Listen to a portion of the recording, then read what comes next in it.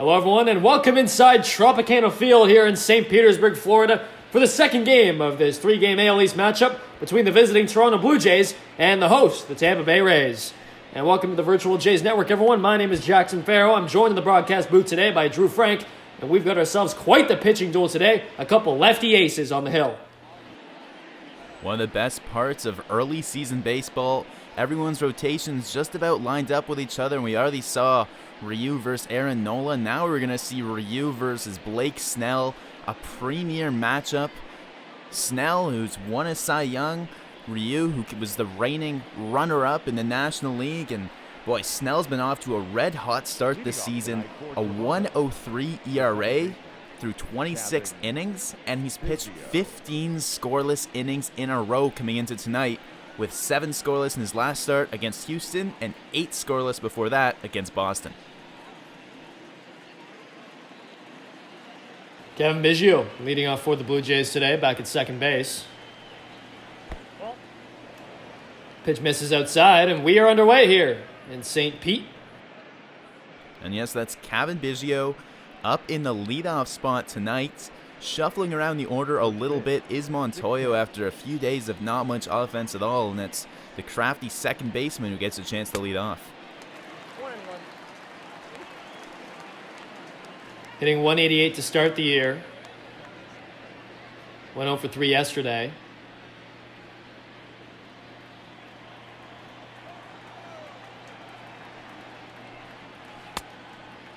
Changeup gets a swing and a miss there from Biggio. 1-2 now. Snell working quickly. Fastball missing inside. Ball 2 now.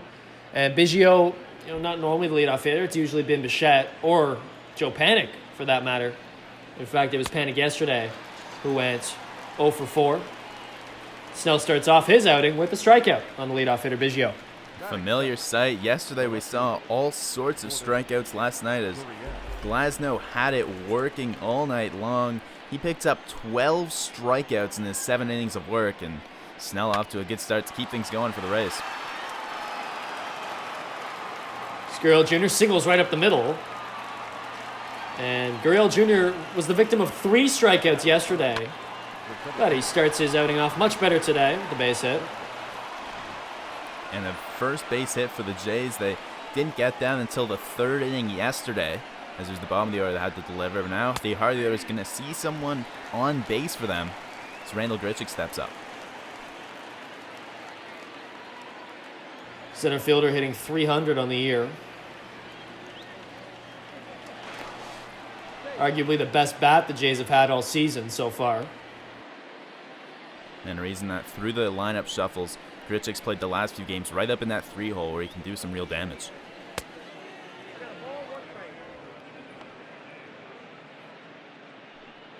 Spent some time in St. Louis, got traded over to Toronto, and signed a 5-year deal here last season. Kicks in this year. As that one is hit over into right field, another single. So back-to-back base hits here for the Blue Jays. The 2 and 3 hitters getting aboard. And so now it'll be 2 on for the cleanup hitter, Guerrero Jr. Guerrero held hitless yesterday. Only got 3 at-bats because the Jays weren't getting runners on base. Usually you'd get more than that in the 4-hole.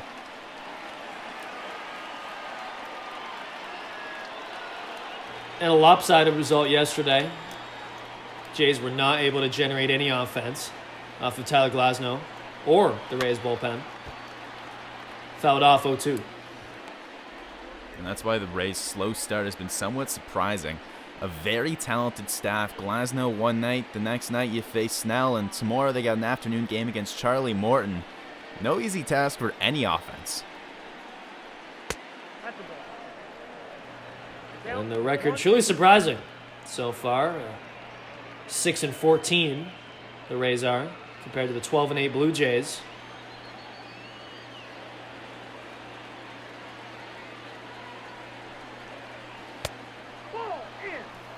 Changeup missing inside. Snell not only kept the hitters scoreless in his last couple starts, racked up a ton of strikeouts. Guerrero Jr. flies one into right. Meadows is there to make the play. And it'll be 2 away now with 2 on still for Travis Shaw, DHing today. Shaw getting a day off his feet today as Drury's over at first base. Part of now a 3-man rotation of first basemen. We saw Tellez make his season debut here last night. He gets the day off against the lefty Shaw on the mound, but now 3 people sharing that first base role as Shaw's bound to get even a little bit more rest than he's gotten so far this year.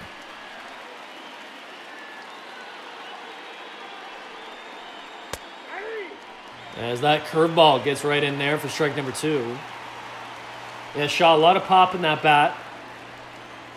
It's good to have in this kind of lineup, a veteran lefty. And he takes on the inside part of the plate for strike number 3. So Blake Snell, after allowing a couple singles in this inning, is able to navigate around it. We'll head to the bottom of the first. The Rays are up next.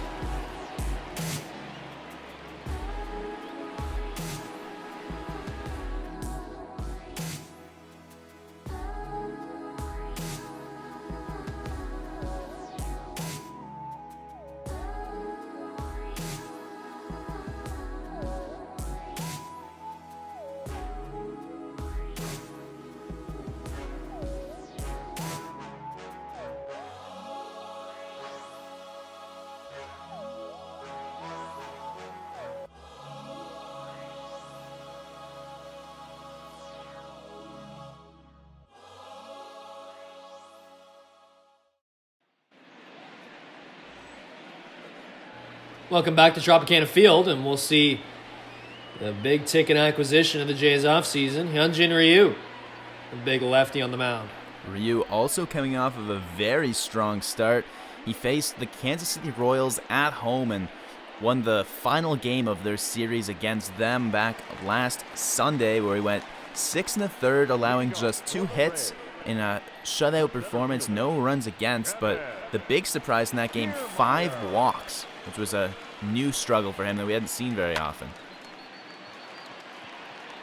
Some struggles with command in that one. It's flown to left. Yeah, Ryu's still a remarkable season thus far, though, in his age 33 year. And, you talk about, last start, the walks were a problem, but only 2 hits allowed in 6 1/3 and 8 strikeouts in what ended up being a 1-0 win. The walks ultimately what had him leave the game. He was pulled after walking back-to-back batters against those Royals, and Montoyo had seen enough, but just 2 hits allowed is still very impressive. And 5 walks potentially could get you in trouble if you have multiple hits and you don't have your A+ stuff, but if you're missing bats enough to keep people off the base paths, you can afford a few walks here and there.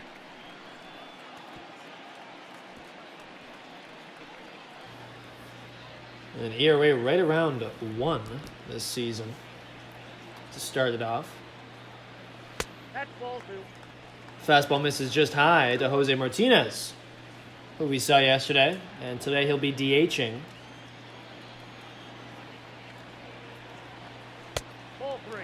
Takes changeup low for ball number 3 now. The big man on deck, Austin Meadows. 4 home runs on the season. 2 of them came here last night against Trent Thornton as he had an offensive explosion at the plate. So Martinez, who played left field yesterday, is off his feet today, will take his base with 1 out, and that'll bring up Austin Meadows, who had a tremendous day at the plate yesterday. Well, he sure did. The Rays as a team put up 4 runs against the Jays. 3 of them came via Austin Meadows home runs. They won 4-0, and that's about all you need to know. He was all over Trent Thornton.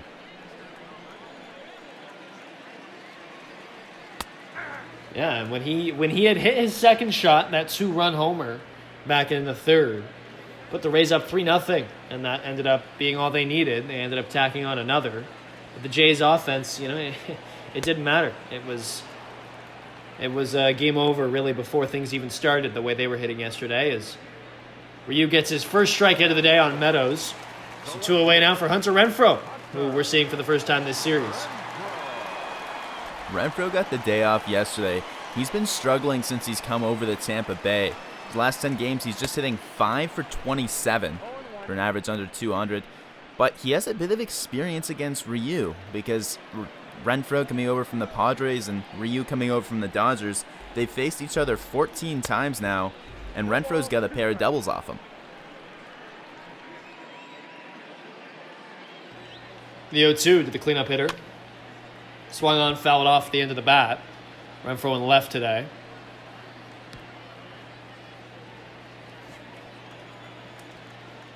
And 33 home runs last year.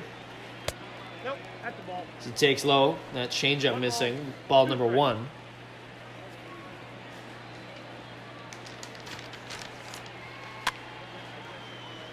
And then his last 10, he's hit 5 for 27, a 185 average, as you see there on the screen. Debuted back in 2016. At the ball. A changeup once again low. So these Rays, at least we're noticing early on here, really laying off that pitch. Well, and he was walking batters in his last start, but kind of surprising. Last year, he led the entire National League in walks per 9. As he gets a strikeout called there on Renfroe, high in the zone. So after a walk, he's able to navigate around it. We'll head to the second, scoreless in Tampa.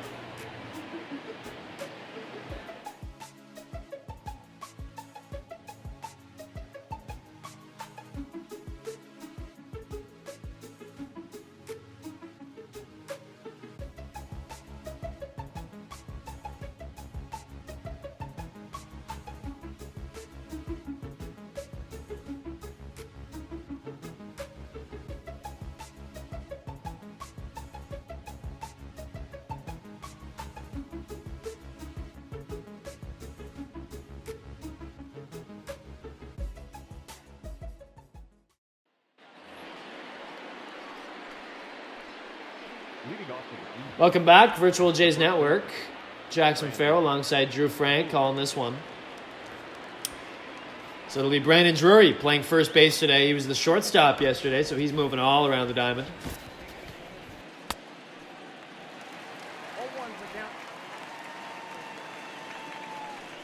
Drury proving valuable for these Jays as they shift guys all around and they're trying to get creative with that DH spot because they don't have a true designated hitter that can't play in the field. Everyone can kind of play at least in a few positions feasibly.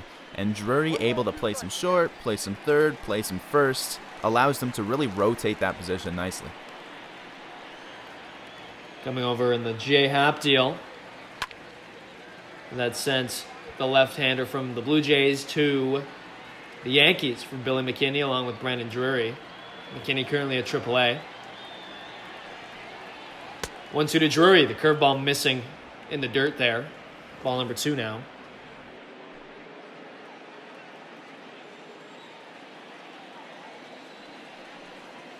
2-2 from Snell. Misses inside.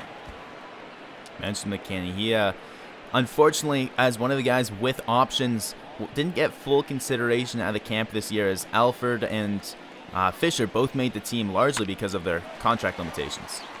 That one's over into the hole. Shortstop Adames is there, and it's not in time. So Brandon Drury is able to beat out that hit right into the hole and get himself an infield base hit to lead off this inning.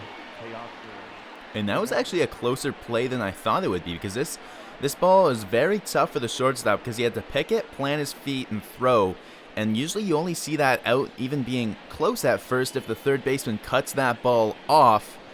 Third baseman not able to, and Drury gets in safely, but a very strong arm from short there as Adames makes it a very bang-bang play at first. So that'll bring up Teoscar Hernandez, who had the day off yesterday. And he slaps that one right back up the middle for a base hit. So now 2 on and nobody out for the Blue Jays here to start the second. And now the 8-9 hitters coming up. It'll be Danny Jansen followed by Bo Bichette. His first start of the season not in the leadoff spot, down in the 9 hole. And we'll see now what these 2 bottom hitters can do. Jansen 0 for 1 with 2 walks yesterday. The only 2 walks that the Jays had. And in fact, he walked in the 3rd. There were no base runners till he walked again in the 9th for the Jays. Shows you how dominant Tampa's pitching was. So that fastball misses inside, 2-0. And he's back in the lineup again, largely because of his bat. Really taking a lot of playing time away from Reese McGuire.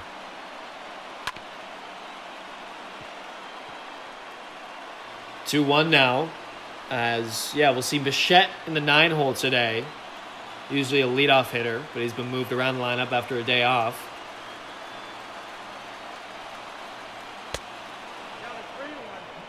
Ball 3 as that fastball misses up high. And so we're seeing Jansen again in the lineup today. No Reese McGuire.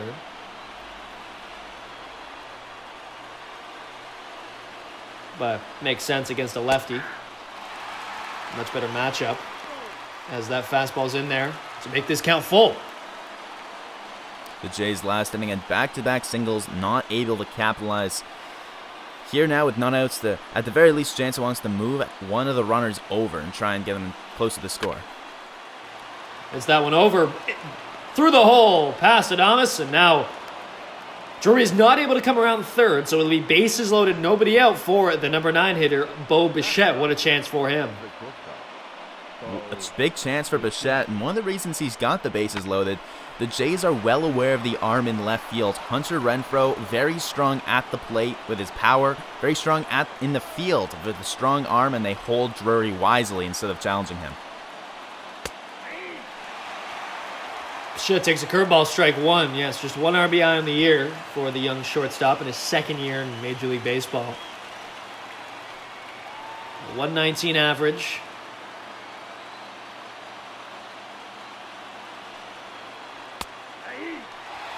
Takes a strike right on the bottom part of the plate. 0-2 now to the shortstop, looking to really try to make a difference here for this Jays team and potentially put the first runs on the board. And instead he swings and misses. And is out on 3 pitches. For Bichette now, that's 0 for his last 17 with that strikeout. Major reason he was bumped down from the leadoff spot and got the day off yesterday to try and refocus and come back, and his day's far from over today, but striking out the bases loaded, not how he wanted to start. Second baseman Biggio steps in, takes first pitch strike.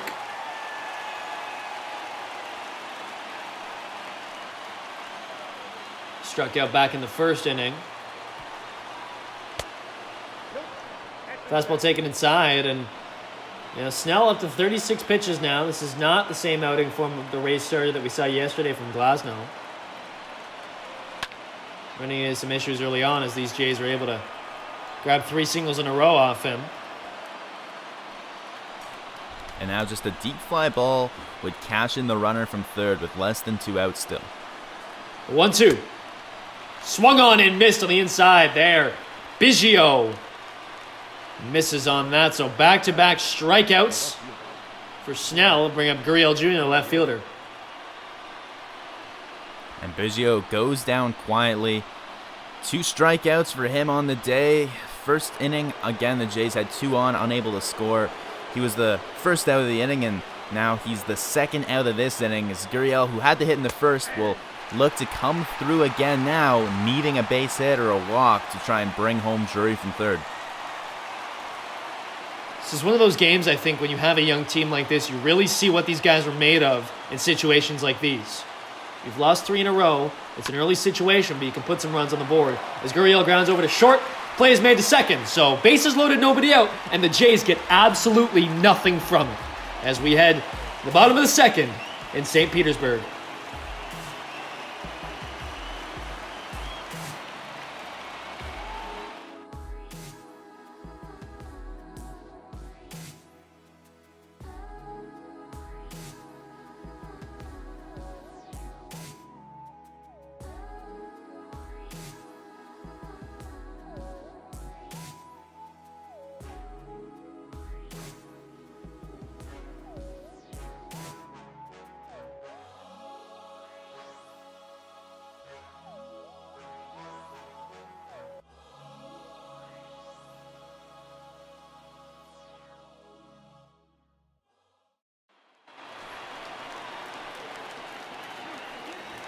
Welcome back. Yandy Diaz, third baseman once again today for the Rays.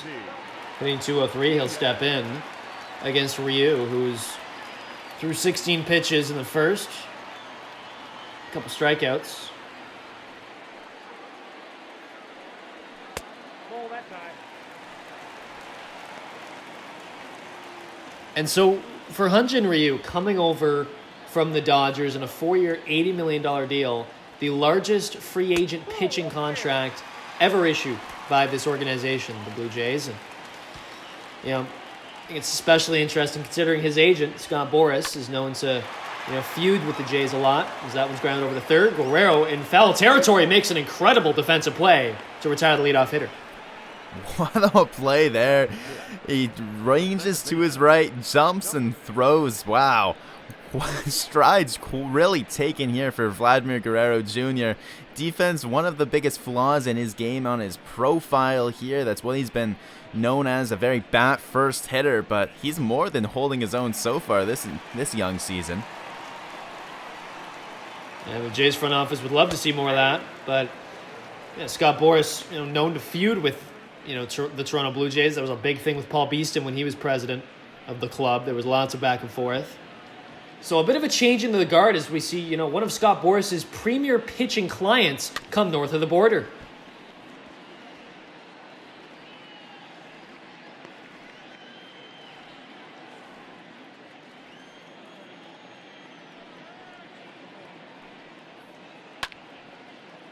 As that was fouled off 0-2 now.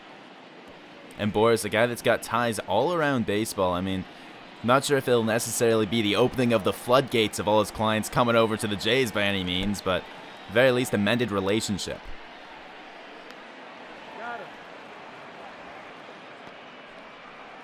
One of Boras' premier clients, especially in the pitching department, coming over. As that one is swung on and missed by Brandon Lowe there. So 2 away now, as we'll see Ji-Man Choi back at first base today. 241 hitter on the year. Choi started off his day nicely yesterday.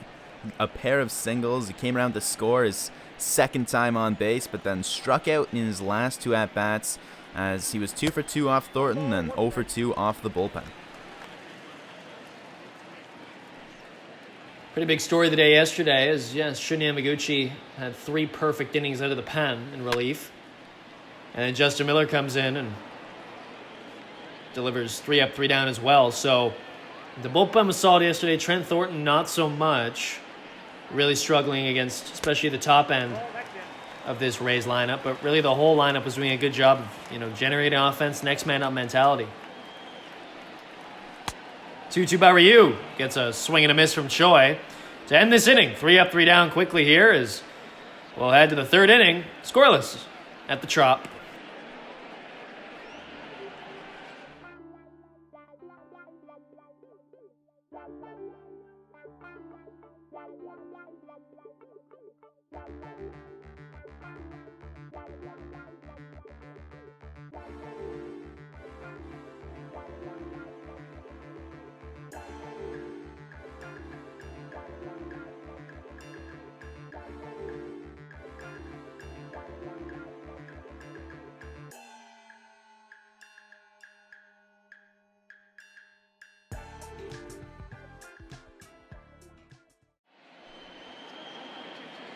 Well, welcome back on the Virtual Jays Network. As we take a look at some pitching stats from the Rays this year, we'll notice that, and it's kind of been average for the most part to start the year.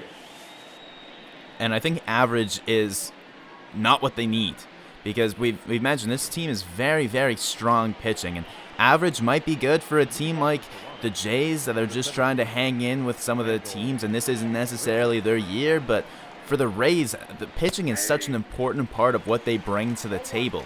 The 3-headed monster at the top of the rotation, a very strong bullpen that can win games all by themselves. We saw last year with the openers, and so far they haven't lived up to their reputation. Yeah, Glasnow was unreal yesterday. I'll give him that. 12 Ks. That really helped their strikeout count, as it showed on that board. They are first in both the American League as well as all baseball in strikeouts. We'll see if they can get one here on the 1-2. And they sure do, as that one is fouled right into the glove of Zunino's catcher. So 5th strikeout on the day, and Grichuk is retired. And he's not messing around anymore. That was a middle challenge to Grichuk. He just geared up and tried to throw it by him, and he manages to, as Grichuk gets just a little bit of a piece on it, but foul tip right into the mid. He goes down quietly. Guerrero Jr. steps in, takes a fastball in the zone for strike 1. Guerrero Jr. 243 on the year, just 3 home runs, but no real concerns in terms of his numbers yet. We know, I think all Blue Jays fans know, that he's going to just go on an absolute heater at some point. It's a matter of when, not if. And he hasn't had any real cold streak either. As you mentioned, he hasn't really burst out with a flaming hot series, but he's avoided the cold stretches we've seen from a lot of the other Jays' young hitters. As he strikes out looking there, so Snell back-to-back strikeouts now to start off the 3rd inning. Guerrero Jr. having a little conversation with the ump there. A fastball right on the edge of the plate. Looked like maybe he thought that was high. Maybe he thought that was too far in. Hard to tell because that one right there, definitively a strike. Shaw struck out looking in his last plate appearance. Kind of on a pitch like you just saw, high and in.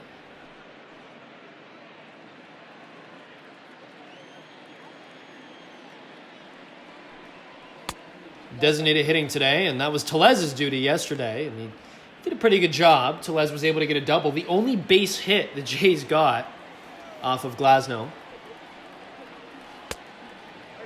Changeup misses low, ball number 3 to the lefty. But Shaw back in there today, and I think that's what we're going to see for the most part this year, barring injury.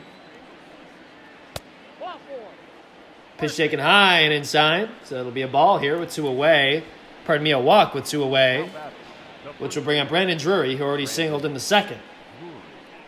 And that'll be the first of 3 that reach base in this 2nd.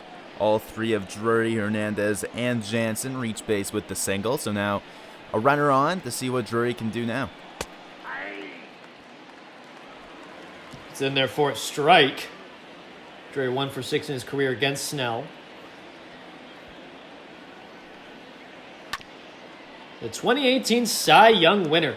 And it's interesting, Drew, he signed a big contract right after that season, which kicked in 2019, in fact. And, a guy who put up a 1.89 ERA in 2018, and this year a 1.03 ERA. He's looked very good, but signed 5 years, $50 million between. So that one will go from 2019 through 2023. So he's in the 2nd year of that deal, only making 10 per, but hey, I guess you had to capitalize somehow. He gets a strikeout there, so 3 in the inning for the 2018 Cy Young winner. As we head to the bottom of the 3rd, still scoreless in Tampa Bay.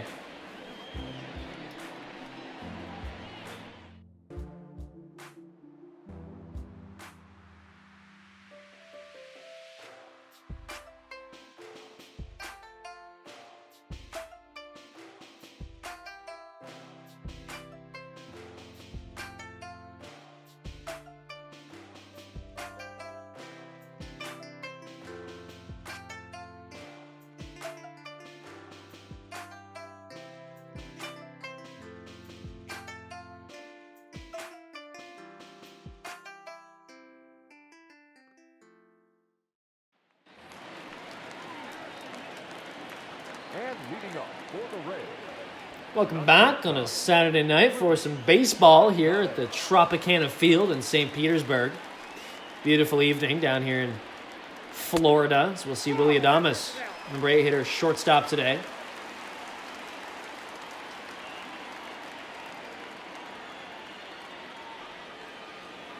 And Ryu, this will just be his 30th pitch of his outing so far, as it's drilled over into the right field corner. And it'll fall foul past a diving Hernandez. Quite an effort made by Hernandez as he gets down and dirty, fully stretching out, trying to haul that one in, but it's about 1.5 feet out of his reach.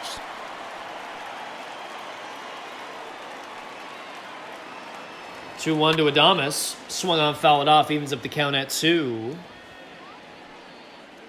And this Rays team, they're well below 500, but they look like they should be so much better. And I know the Jays are no 90s Yankees, but this Rays team has looked very good, especially yesterday, and they have a very versatile lineup, a strong lineup, kind of all around, few weaknesses, and that rotation has the potential to be absolutely lethal, and never mind the bullpen.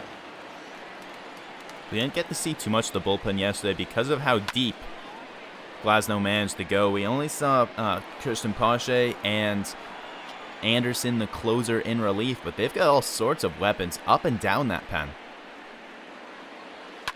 Full count to Adames is flown out into center.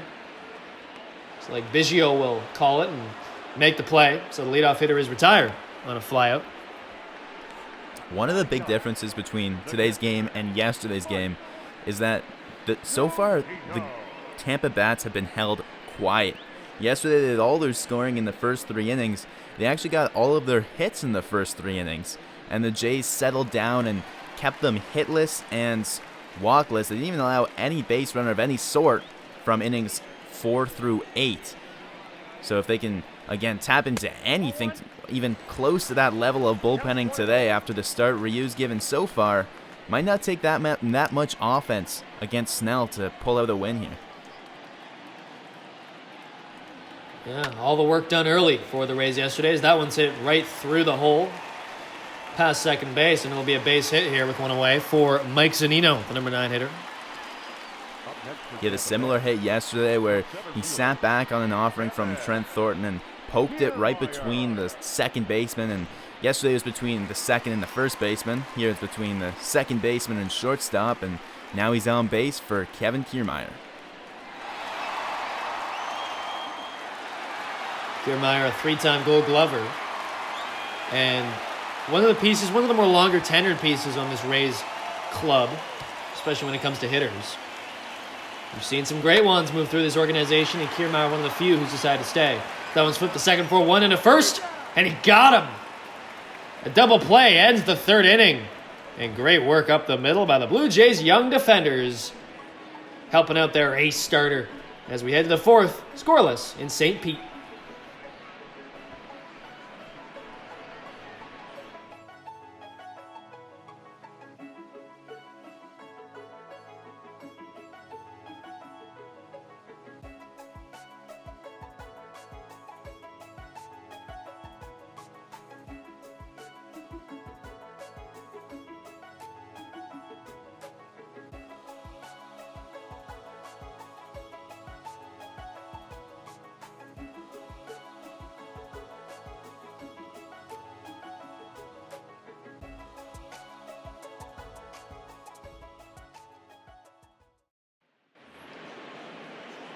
Love one and welcome back, Virtual Jays Network. We see Teoscar Hernandez step in.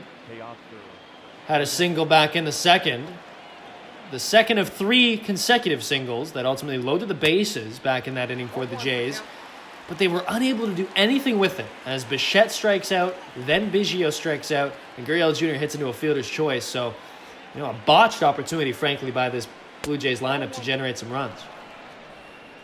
And that's a very tough look. There's nothing more frustrating than a manager because you can't coach that. You get the runners on base, you get the base hits that you need, and then just swing and miss, and a couple strikeouts that really do damage to you.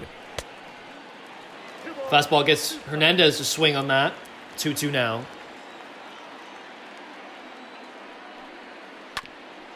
$60 pitches now for Blake Snell in this one. And, he's had one full season. And that one full season, he won a Cy Young. He pitched 180 innings. Other than that, he's battled injuries last year. Got sent down back in 2017. Missed a month and a half. In his first season, 2016, he got called up a bit later.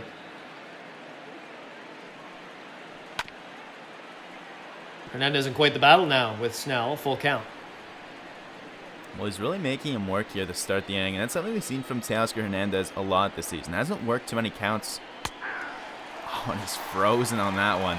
He hasn't worked too many walks this season, but he thought he had one there. Instead, he's just another strikeout victim for Blake Snell on the high fastball.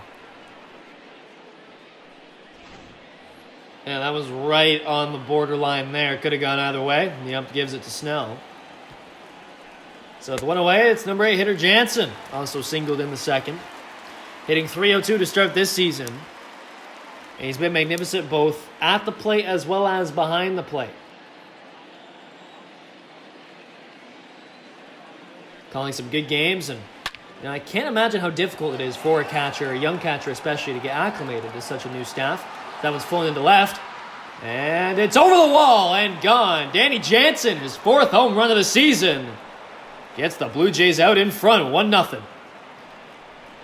That ball almost looked like it had too much hang time to get up over that wall, but no, it's out of here.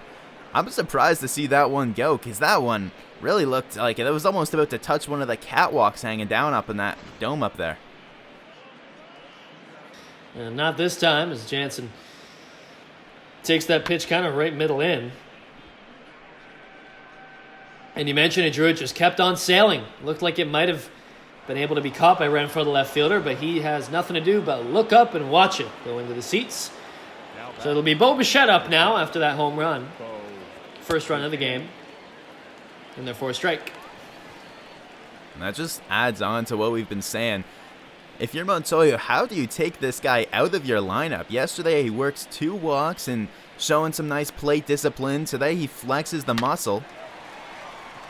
That one's up the middle. Bo Bichette with a base hit. And isn't that overdue for Bo Bichette? 0 for his last 17 coming into this plate appearance. But now with the base hit today, 1 for 2 on the day, and maybe working his way back up to the top of the order if he can string together some base hits and reclaim that leadoff spot. And you know how it is, Drew. Sometimes when a hitter gets 1 hit, all of a sudden that opens the floodgates. The monkey is off their back, so to speak. As Biggio takes away ball 1.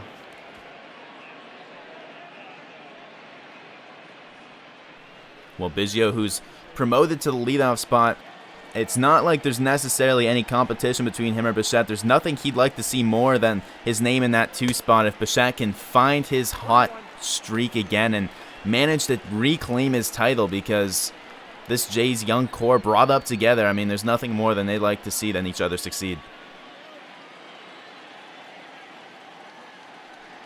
Snell delivers his 70th pitch of this outing. Inside for strike 2.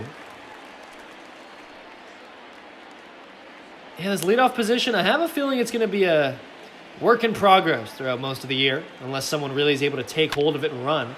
As Biggio drills one into right, speaking of taking hold, he took hold of that baseball, but it's fouled. Close call there. Got really worked up about that one, but all that just to have the ball hit to the other side of the foul pole. Taken low, 2-2.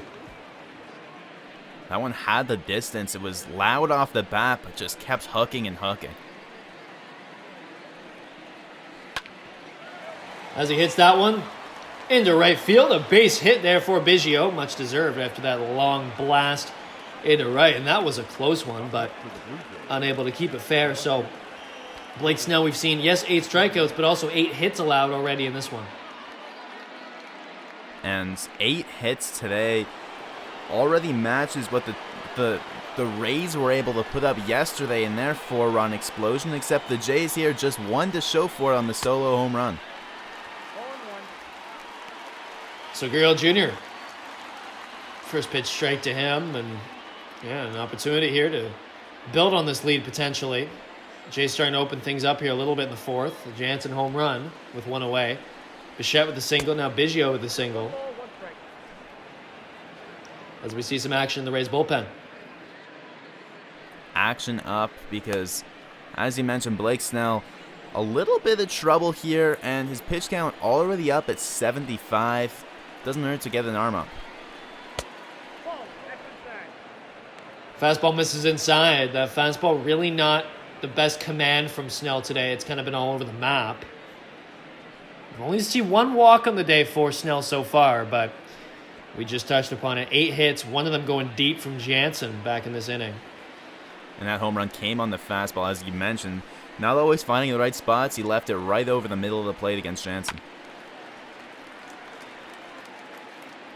Gurriel Jr. fouls it off. So strike number 2 now.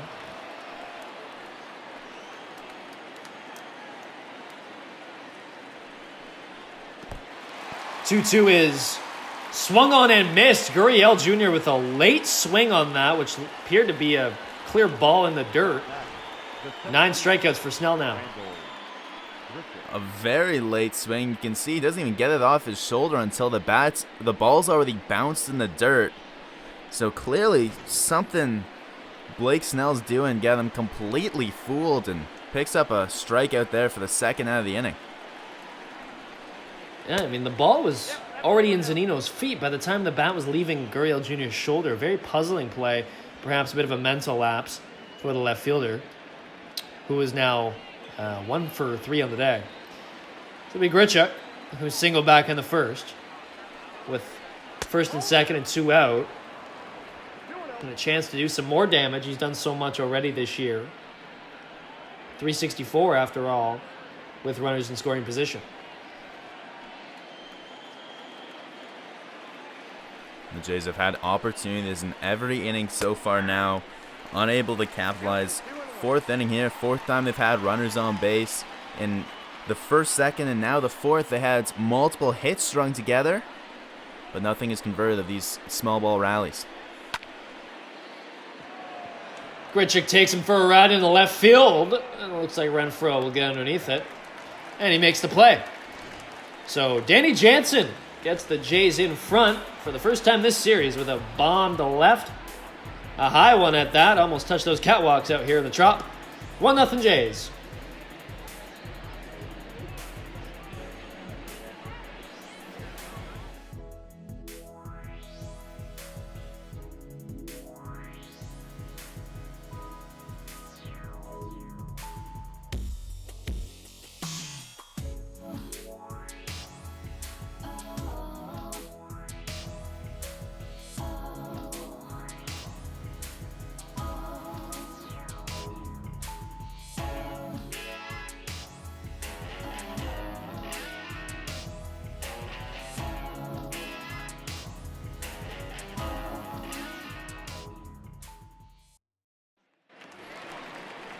I want to welcome back 2, 3, 4 hitters up for the Rays. We'll see 3 former National Leaguers, and Jose Martinez, Austin Meadows, and Hunter Renfroe.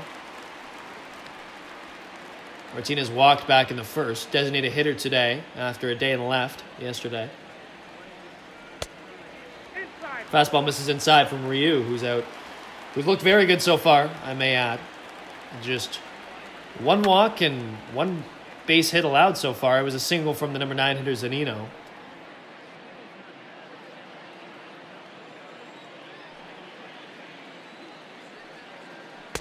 Nope. As Martinez takes that one low for ball number 2.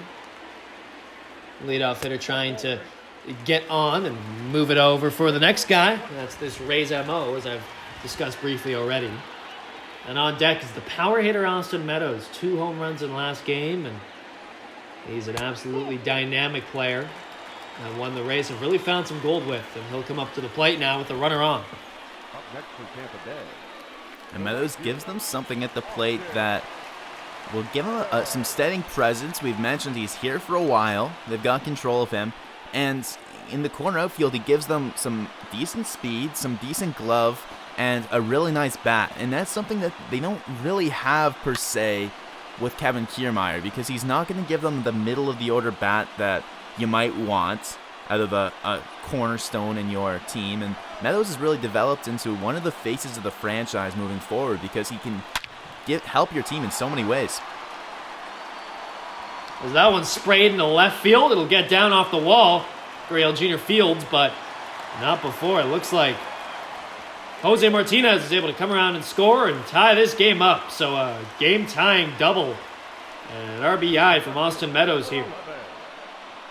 Whole lot of running there from Jose Martinez. He comes around all the way from first to score and even this game up at 1.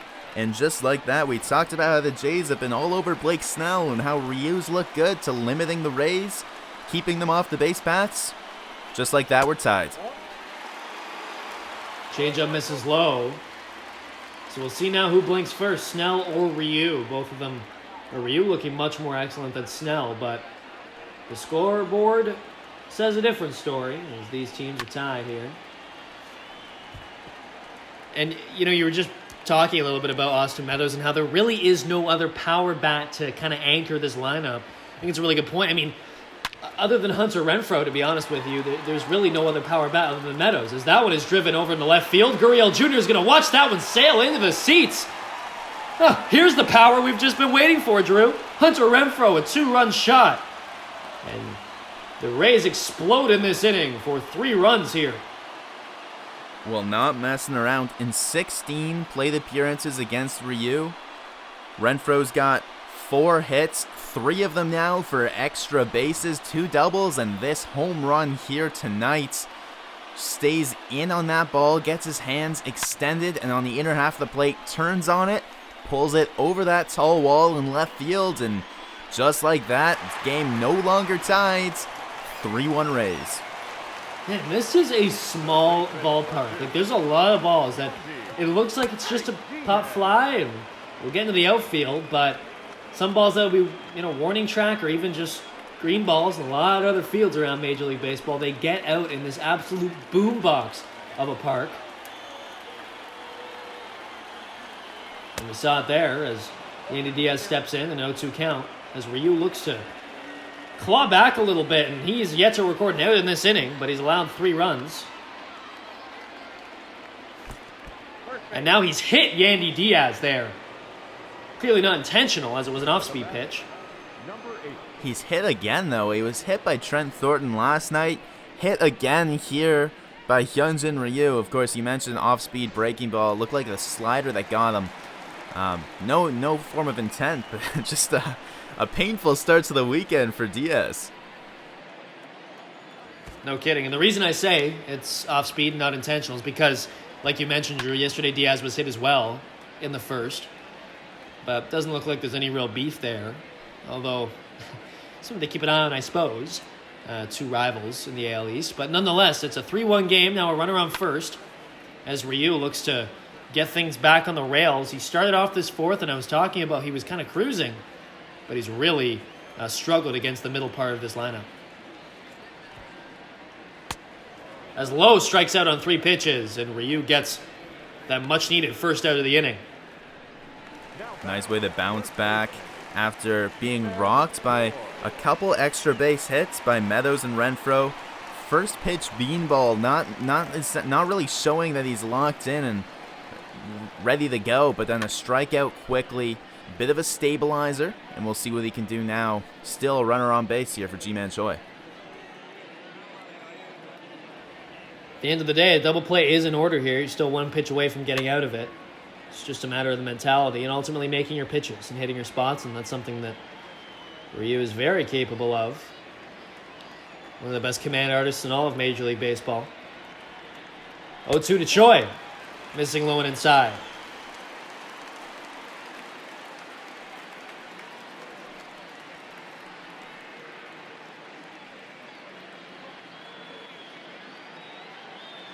If this inning does not end at this at-bat, it'll be Willy Adames, who flew out to shallow center back in the 3rd inning.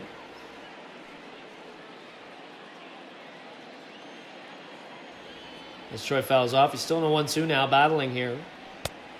Swings and misses on that high offering from Ryu. He's getting some whiff at the moment. Back-to-back strikeouts for 2 outs now in the 4th. And this Rays team, back-to-back lefties in Lau and Choi, strikes them both out in the 2nd inning, strikes them both out in the 4th inning here, and now we'll have to deal with back-to-back-to-back righties now near the bottom of the order. Willy Adames steps in, hitting .315 on the year and a .942 OPS. So a good start for this young shortstop. Top prospect all the way through.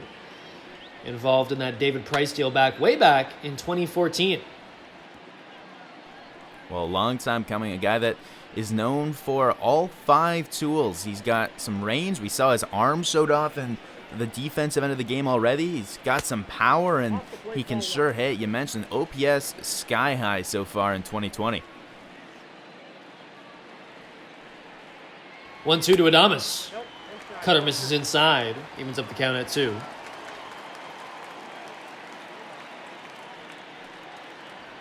And the 2-2 is fouled off on the inside part of the plate there. And he got under one and popped out to Kevin Biggio in the first inning. And pitch on the upper half of the zone, he just couldn't quite get the barrel up to. And his first appearance, that one was back in the third, as that one is thrown over to first by Ryu. Makes a really good defensive play and a spin. But not before the Rays are able to generate 3 runs here in the fourth. And 2 of them coming off this shot right here by Hunter Renfroe. As we head to the 5th at the Trop.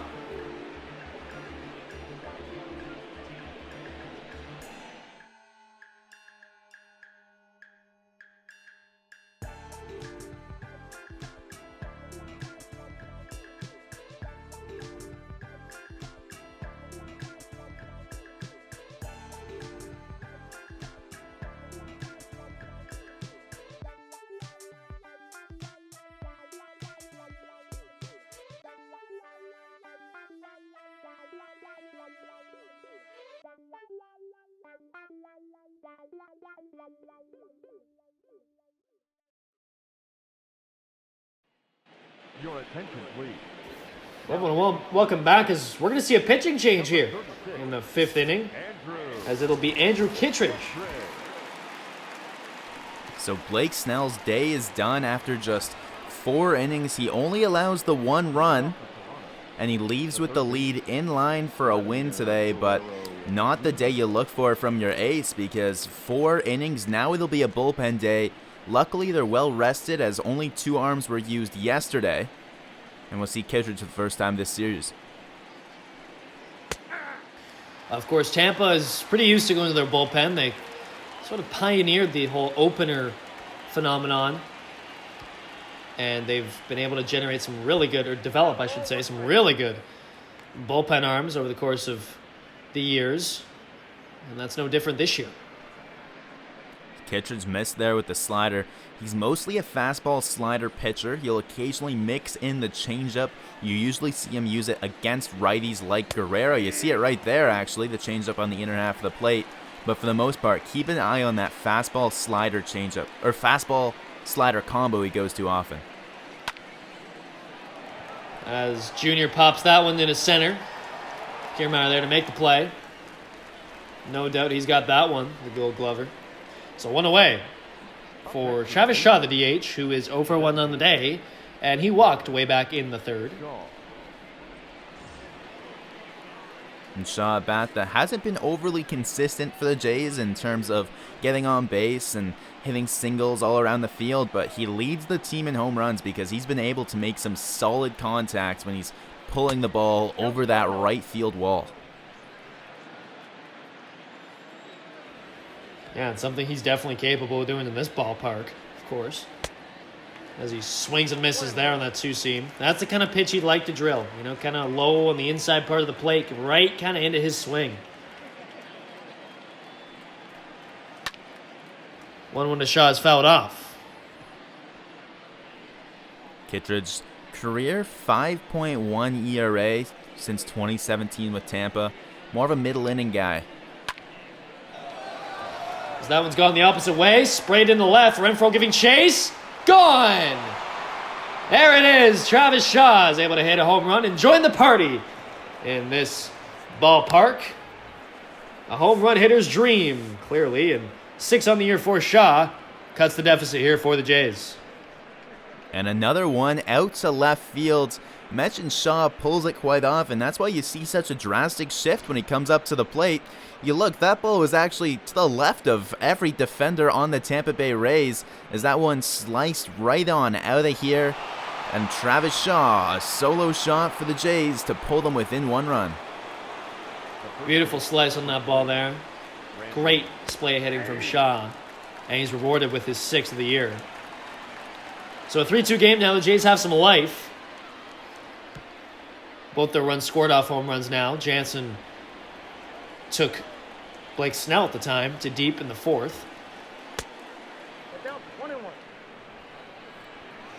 And for the Rays, it's mostly just about getting through these innings, bridging Kittredge to the back end of the bullpen, because he's one of the weakest links in this Tampa bullpen, and unexperienced and doesn't quite have the same repertoire as some of the big guns in the pen do, but When Snell only gives you 4 innings, you need a guy like this to try and just get it to the big guns in the late 7, 8, and 9 innings.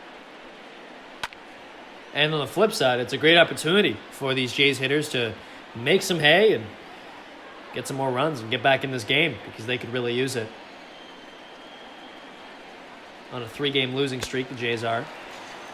As Drury strikes out. So now 2 away for Teoscar Hernandez, 1 for 2 in the day. Next for the Blue Jays. Drury, another strikeout. Struck out to end the inning his last time up. Here he tries to keep up with a high fastball, unable to get a piece of it as he cuts right through it. And as you mentioned, Teoscar Hernandez singled back in his first at-bat. Now you're trying to get something started with 2 away. Slider low there. Taken for a ball.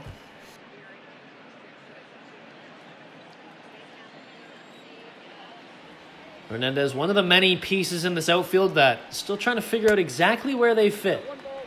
You think he's a starting right fielder most days, but sometimes you see what he does at the plate, and it's just you like a little more. But then again, when he's hitting home runs and tying games up, you're not too mad about it. And we could perhaps see one here as that one's driven into left field. And there's a home run just as I mention it. Look at that. His 4th shot of the year, 400 feet to left. We have ourselves a home run derby, folks. And just about the same part of the park as Travis Shaw hit it into that left center field alley and over the wall. Teoscar Hernandez not quite back-to-back with Travis Shaw, but doing his best imitation of him. This one's going to be the changeup. It's Kettridge's least polished pitch. He hangs that one a little too much middle over the plate, and Teoscar Hernandez makes no mistake depositing that one right into the seats. So it's a ball game now. Danny Jansen steps in. He hit a home run in his last at bat in the 4th to put the first run on the board for the Jays. So 3 long balls for the Jays. That's all they need right now to have a tie ball game. And the Rays scoring, in fact, 2 of their runs on a Hunter Renfroe shot in the 4th as well. It's kind of the name of the game here in this park.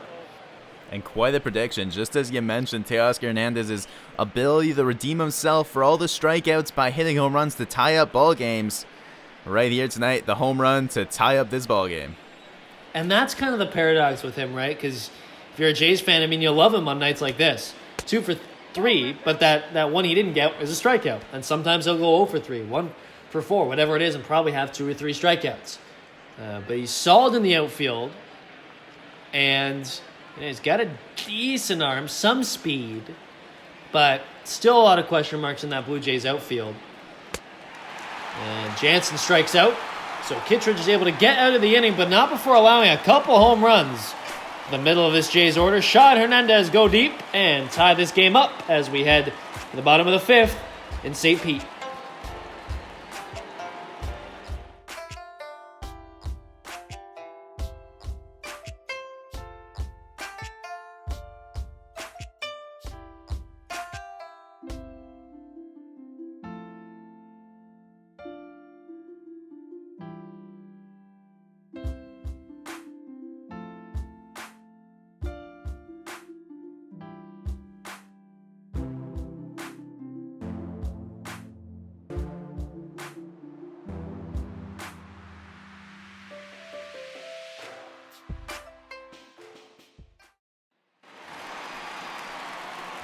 Hello, welcome back. Virtual Jays Network. Jackson Farough on the call today, joined by Drew Frank in the booth here in beautiful St. Petersburg, Florida, for the second game of this 3-game AL East matchup. And the Rays took it yesterday, if you missed it. And so now the Jays are looking to get one back. They've lost 3 in a row. And with Hyun-Jin Ryu on the mound, this is why you pay that ace, right? Is to stop the losing streaks, get you back in the win column, and go from there. It's a great confidence boost for a young team. But in this one, Ryu's really been challenged a little bit. And not only break out of losing streaks, also to just contend with the other team's ace, because Blake Snell's no easy matchup for any pitcher, so the Jays run their best out there with Ryu, and at the very least 3 threes held up with them. Outside, that's the ball. And I mean, you talk about the pressure on Ryu. Could this potentially be the first time in his career, well, I guess it is, that he is truly the ace of the staff? Because, with the Dodgers, there was, Kershaw was always around. You had Greinke there for a while. Even a guy like Rich Hill was dominant for a couple years. Is this really the first chance we're seeing Ryu kind of, have to really shoulder the load? Well, for sure. And I mean, even if you continue with the examples, Walker Buehler there now would have slotted in above Ryu if Ryu re-signed with them. He slotted in above him last year, but this year, no. This is Ryu's staff. And with the younger guys coming up, I mean, we expect to see Pearson later on this year. Depending on injuries or trades, we might see guys like Kay or Manoah. Maybe not Manoah, but guys like TJ Zoik, Sean Reed Foley potentially. And not only does he have to lead the way, he's in more of a mentorship role now, as he's the guy that's been there in the playoffs and the guy that's been around the league and seen how to succeed. And now it's his staff and it's his team to lead, really. So the 2-1 to Kiermaier, who Kiermaier himself, a leader on that Rays team, as I had briefly mentioned last time up. He's one of the longer tenured bats in this lineup. Not exactly a power guy, but delivers so much more, both defensively and on the base paths. 2-2.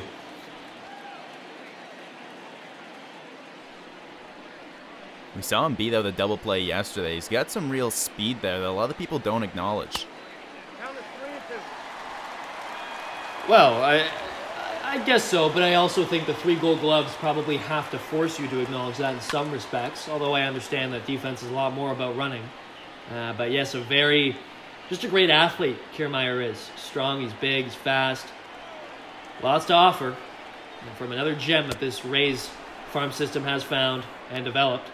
And he strikes out. So now 2 away, 7 Ks on the day for Ryu. And we'll see Jose Martinez. And the 7th strikeout, he looks really good. In his last outing, he got 8 strikeouts against the Royals, but that number was almost eclipsed by the 5 walks. And mentioned off the top of the broadcast, he led the National League with his walk rate last year, kept it very low. This year, it's almost an interesting, surprising step back, all the way from excellent to now average or below average. 5 walks in his last outing. He's already got 2 walks here today through the 5th inning. And potentially a storyline to keep an eye on is maybe there might be something with how Jansen's calling the game that's different than last year, or a pitch he's using more. But yeah, the walks have been something to watch there as he misses again for the 2nd ball to count. And I feel like that battery relationship is always such a work in progress, right? Especially as I was kind of talking about before Jansen took a home run or hit a home run to deep left earlier. But a guy who's going to have to adjust to a lot of new pitchers here. As that one is grounded over to second, the play is made off a bounce to Drury. So 3 up, 3 down here for Ryu in the 5th. And we'll head to the 6th now as the Jays look to potentially take the lead.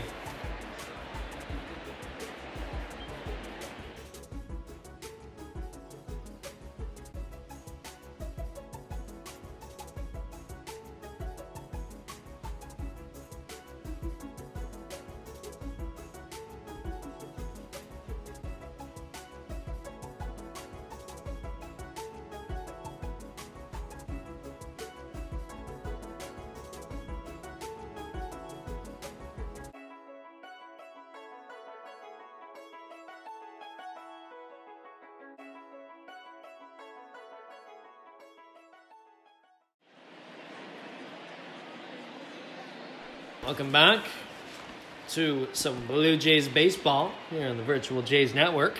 It's been a very eventful day. Lots of home runs. In fact, 3 by these Blue Jays alone, and 1 by the Rays from Hunter Renfroe back in the 4th, a 2-run shot. But 3 solo shots. Shaw, Hernandez, and Jansen, 2 of which came in the last inning off of Andrew Kittredge. So we'll see him again out here now. Bo Bichette leading off for the Jays. And 2 of the 3 Rays runs coming via the home run, as the 1 shot they got from Hunter Renfroe was a 2-run bomb. So just about all the offense coming here from the long ball. All 3 of Tampa Bay's runs came in the only inning. They got 3 hits. So Bichette grounds out to short. And so it'll be Kevin Biggio up now. 1 for 3 on the day. A couple strikeouts.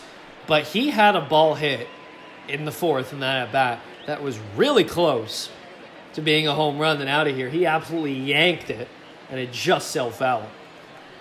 And luckily for him, he had a bit of a seeing eye line drive that got through that right side later in that bat. I mean, the worst feeling for a hitter is when you crank one just foul and you end up striking out. So at the very least, consolation for him, he did get a single later on.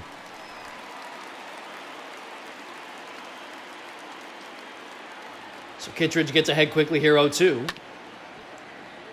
Biggio stays alive, fouling that one off. Kittredge out now in his 2nd inning of work. Quickly retired Bichette to start the inning. Now a strike away from retiring Biggio. And he gets him looking at the bottom part of the zone now. And a good effort from him here in the 6th after a very rocky 5th, in where he allowed 2 solo home runs. Here he's shown to settle down a little bit, as surprising move by Cash to put him out there after his monumental struggles last inning. So Biggio, 3 strikeouts on the day. And now we'll see Gurriel Jr., who also struck out back in the 4th. A very confusing play, as he had a very late swing on a pitch that was clearly in the dirt. But he takes inside, ball 1 now. And I'm sure he's glad he's not looking at Snell on the mound there. Something clearly really fooled him there. You mentioned a very unorthodox strikeout. Luckily, he doesn't have to deal with him anymore today. I think all these Jays are very thankful they don't have to, as that one is hit into center. What a play by Kevin Kiermaier. He wins Gold Gloves for a reason, folks, and that's just another one of his many highlight reel plays out there in the field. As he ends the 6th inning for the Jays, and we'll head to the bottom part of the inning, tied.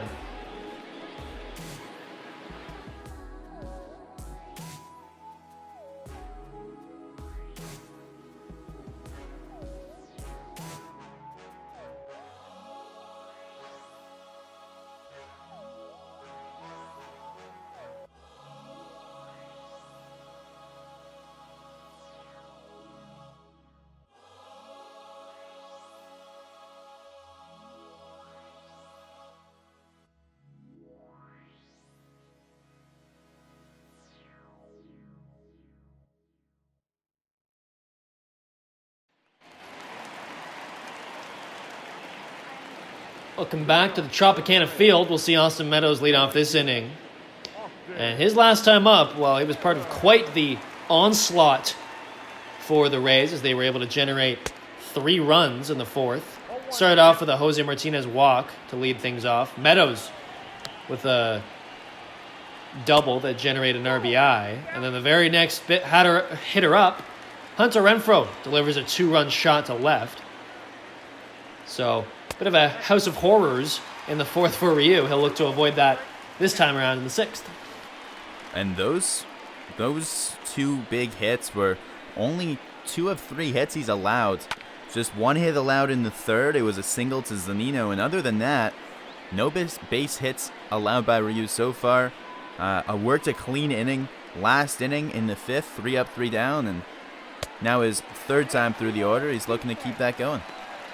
Ball misses outside. Full count now to the leadoff hitter Meadows.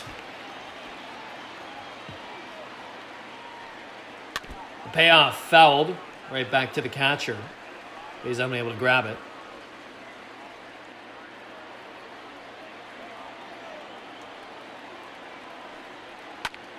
And that one's drilled into right field. An absolute rope, but Hernandez is there to make the play on that line out.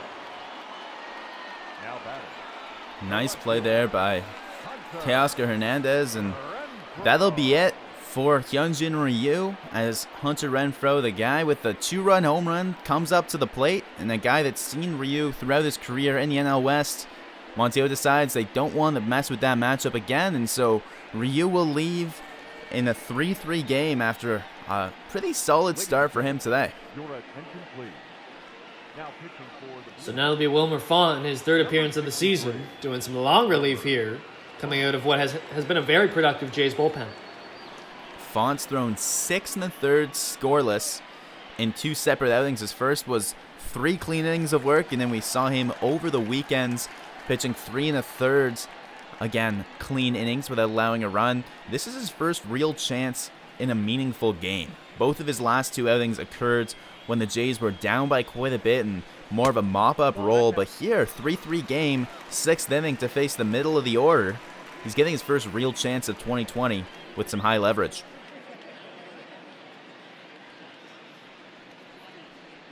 Opened some games for the Jays last year. Can really work around all areas of your staff.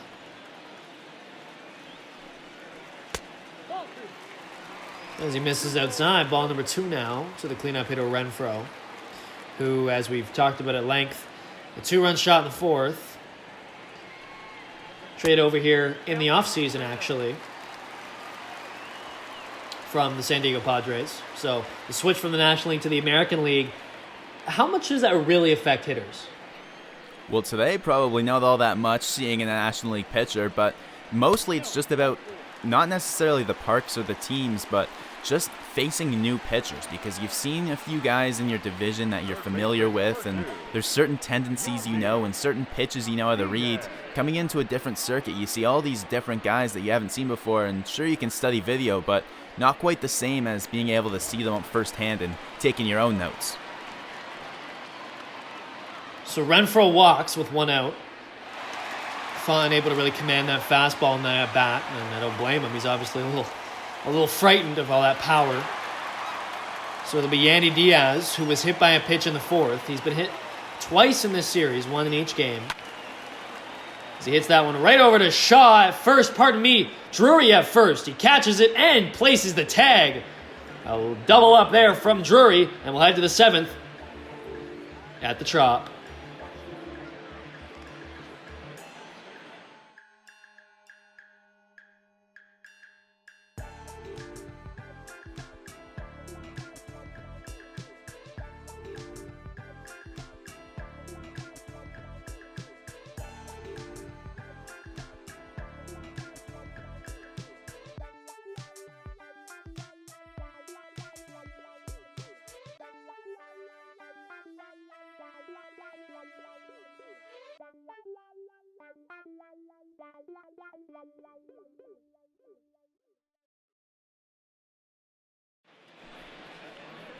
Everyone, welcome back. So we'll see another bullpen arm for the Rays here. It'll be Oliver Drake. Oliver Drake, a bit of a different look. He's not going to pump the same fastball in that we've been seeing from Kittredge and Snell sitting 95, 96, 97. He's going to work mostly with the splitter. Now, he still has the fastball, and he can still hit 95, but it's mostly his splitter that you'll see as he starts us off with a splitter right there. It's in the 80s, and that's the pitch that'll really be effective for him. He's going to work to keep that on the lower half of the zone and really pound it and work off of the success of that pitch.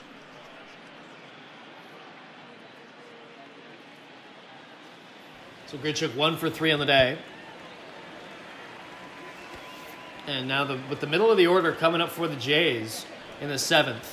Getting to the point now where it's a little more intense. You know, this is a good chance here for the Jays to perhaps jump on another reliever out of the pen, albeit a very effective one, especially against righties. 2-0 to Grichuk. Misses outside, ball 3. And still early in this Jays season, but this is the first game that we've seen tied going this late in the game. Here now in the 7th inning, we've yet to see extra innings, and we've yet to really see a game come down to the wire where it wasn't one team trying to protect a lead. So, interesting different matchup as now Grichuk reaches and the Jays try to be the team to pull ahead first. And here's a chance for Guerrero Jr. to get something going. He's 0 for 3 in this one, a strikeout and a couple flyouts. And okay, you're a cleanup hitter. This is some of the responsibility you have. Is late in the game, a tie game, and 236 average on the year. There's been moments where some fans have wanted a little more maybe early on from Guerrero Jr., especially considering he's been hitting primarily cleanup at number 5. And we'll see what he has in store today, the young third baseman. Ball one, no strike. Takes outside. Drake actually spent some time in the Blue Jays organization. 2018, very small, but he pitched an inning and 2/3, but got into a couple games for the Jays. Never really had much of a chance there. That was part of a 2018 where he hopped around through a few teams. He was a Twin, a Blue Jay, an Angel, an Indian, and a Brewer, all in that same 2018 season. Sound like Will Ferrell out here. The 1-1 Guerrero Jr. fouled off down towards the bullpen. So a crucial at-bat here for the Jays and their premier slugger.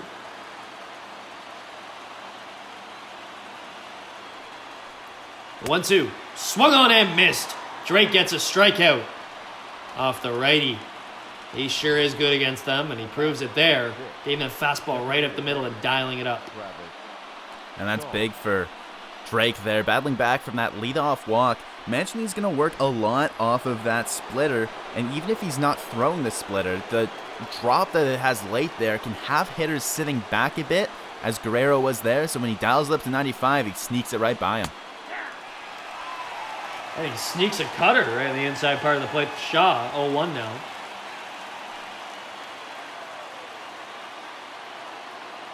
Last time up, we saw Shaw hit an opposite field home run, which we don't see too often from Travis Shaw, although we actually saw it in Philadelphia as well earlier on. And he's in an 0-2 count now. Tough situation here with a runner on and one out.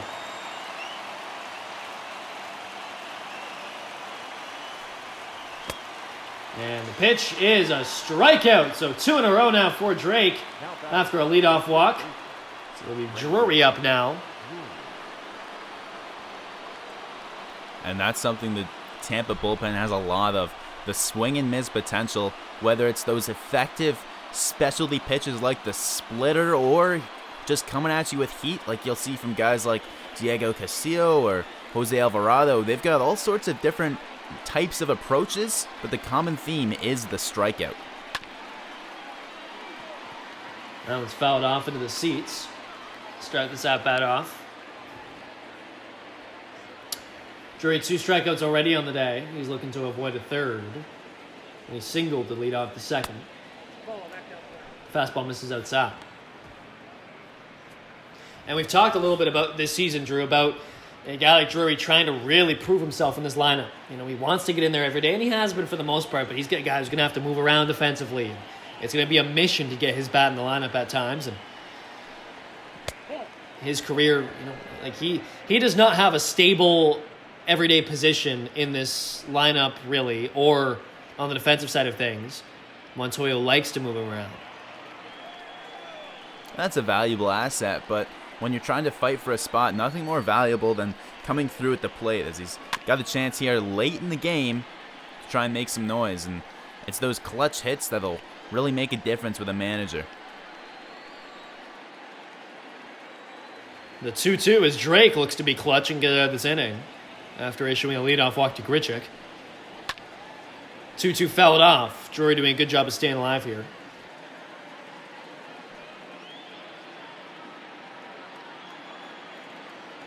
Spent time with Arizona, spent time with the Yankees, and now he's here with the Blue Jays. And he gets a strikeout there. Drake delivers 3 straight strikeouts to get out of the 7th in a high leverage situation. So the Rays bullpen putting in some work here as we stretch in St. Petersburg.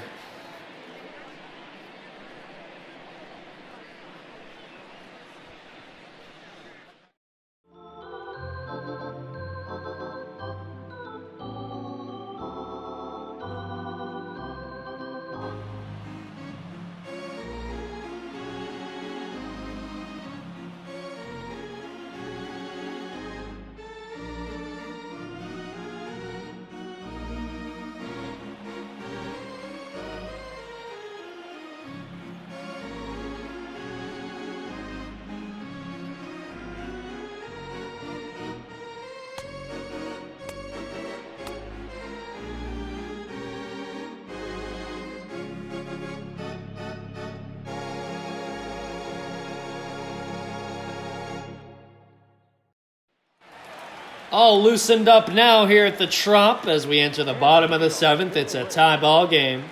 Wilmer Font out now. As we'll see Lau, Choi, and Adames. 6, 7, 8 hitters up for the Rays. Starts off with a strike in there.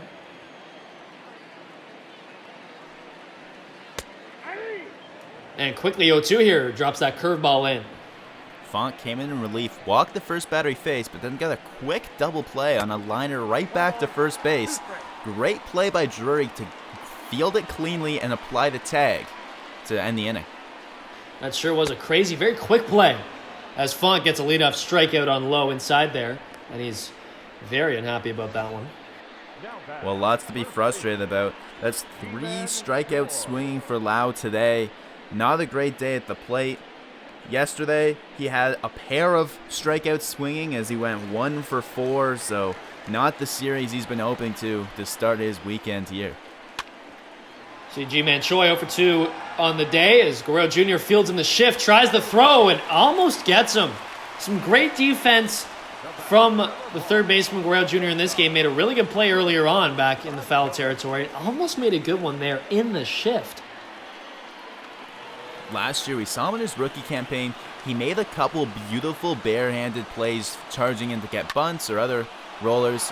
We almost see an identical play the inning ender last inning as a line drive over the Drury. This time he hauls it in, unable to turn 2 as Choi gets back quickly, but a nice play by Drury there to pick up the second out.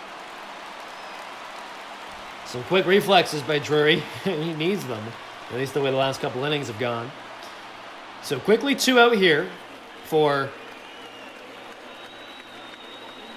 Mike Zunino. Well, just back to my point on Guerrero Jr., the difference in his defense this year and last. Last year he was making some fancy plays, but he was missing just fundamental ground balls that there shouldn't be any problem for a major league third baseman. This year he hasn't made any errors on any balls like that. It would just seem like it would come to him and slip through his legs or unable to field it cleanly. This year he's eliminated almost all of that from his game. Clearly putting in work this offseason to do that. We mentioned he's a little thinner. He's working on his conditioning, and especially out on the diamond. Wants to become a really good two-way player. And you love to see that from one of the best prospects ever in this Blue Jays organization. 2-2. That one driven by Zunino in the left field. Sounded good off the bat. That one's right off the wall. Choi goes to third. He'll stop. So second and third now, 2 away off of a 2-out double from Zunino. That ball was stung right into left field. Gurriel plays it off the wall. Looked like that one had a chance to get over the wall. He makes good contact, just a little bit in on the handle of the bat. Doesn't quite barrel it up completely. Still, though, he'll take that. An extra base hit. 2 bases for him. Choi all the way over the third, and now just 90 feet away. Kiermaier trying to take the lead here. Just 3 RBI on the season for Kiermaier. Has a chance to drive in a couple more with 2 in scoring position here. 2 out in a tie ball game. And late now, this is a very high leverage situation for Wilmer Font. Bullpen's been great so far in this series and really all year, as we've talked about. And now a chance for Font to continue that as he's in 0-2 to Kiermaier. And all season long, Montoya's really given his bullpen arms a chance to get out of the messes they make for themselves. We'll see if they can do it here. Font misses low. The sinker not getting Kiermaier to swing. It's something relievers really appreciate. Of course, they don't like allowing runs, but especially not being pulled to watch someone else allow the runs. 1-2 to Kiermaier. Swung on, fouled off. Crowd getting a little louder here as the stakes are a bit higher now. But this Rays team trying to get back in the win column off of a slow start to this season. And it's a good chance to take the lead here. 2-2 to Kiermaier. And they've only won 1 series all year long. They've lost 6 series. They've won just the 1 against the Yankees. After winning last night's game, a win here tonight would win this series against the Jays. 4-seam misses high and in. We'll make this count full with Jose Martinez on deck.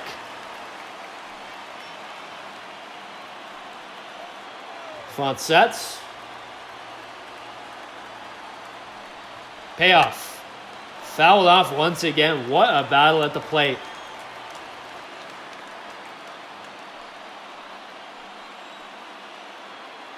Kiermaier 0 for 3 on the day, grounded into a double play in the third, struck out in the fifth. And once again, fouls one off, staying alive. Kiermaier very feisty here, not trying to give any ground to Font, really making him work for every pitch. As he pops that one up towards third base, Guerrero Jr. there to make the play. And that'll retire the Rays for the inning. So Font is able to escape from second and third with 2 out. And we'll head now to the 8th inning at St. Petersburg, still tied up.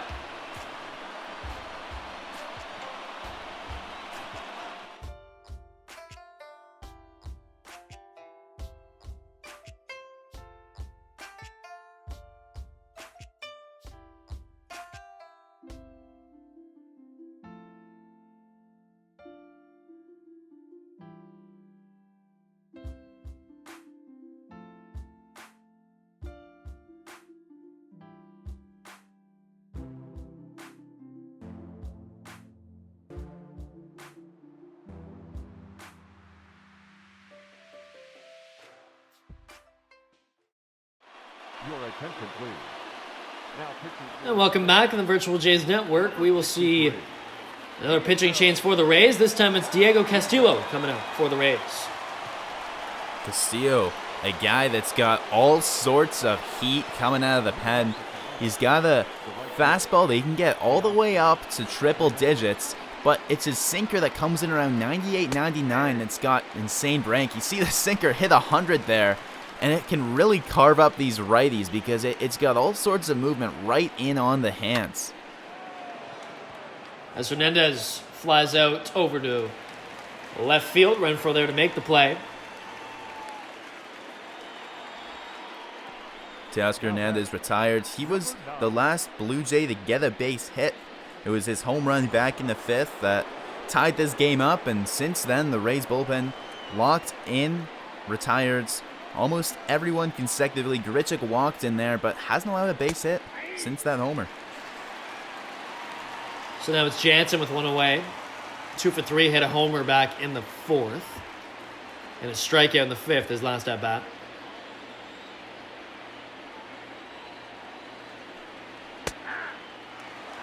Called strike there, right on the bottom part of the plate. Castillo really working that sinker.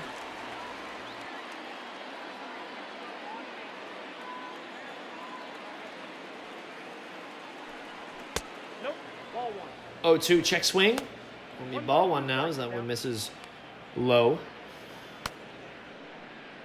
And a nice take there. It's easy to get caught up in expanding the zone when you're trying to just foul off triple-digit fastballs. And he fouls one off there now. So the count remains 1-2.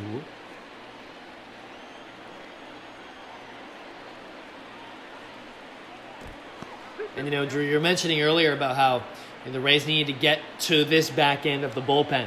And now we're seeing the kind of firepower they have in this late inning stage of the pen. It's a guy like Diego Castillo can come out and hit 100 with his sinker.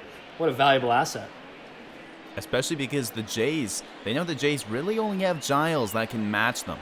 So they're tied late in the game. It's where they want to be.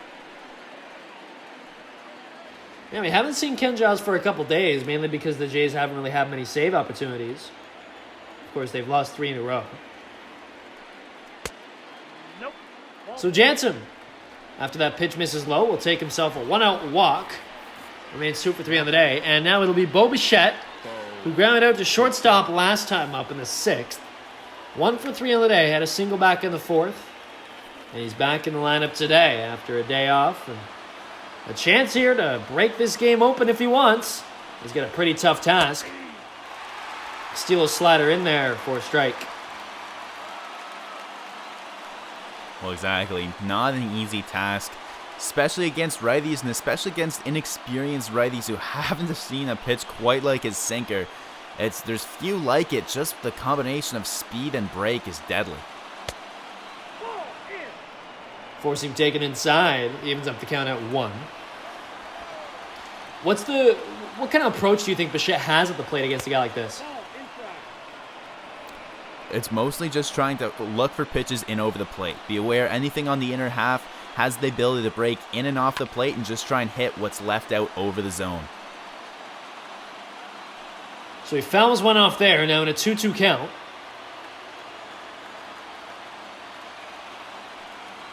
The pitch. When driven, but sails far in the left field, so it's fouled off once again.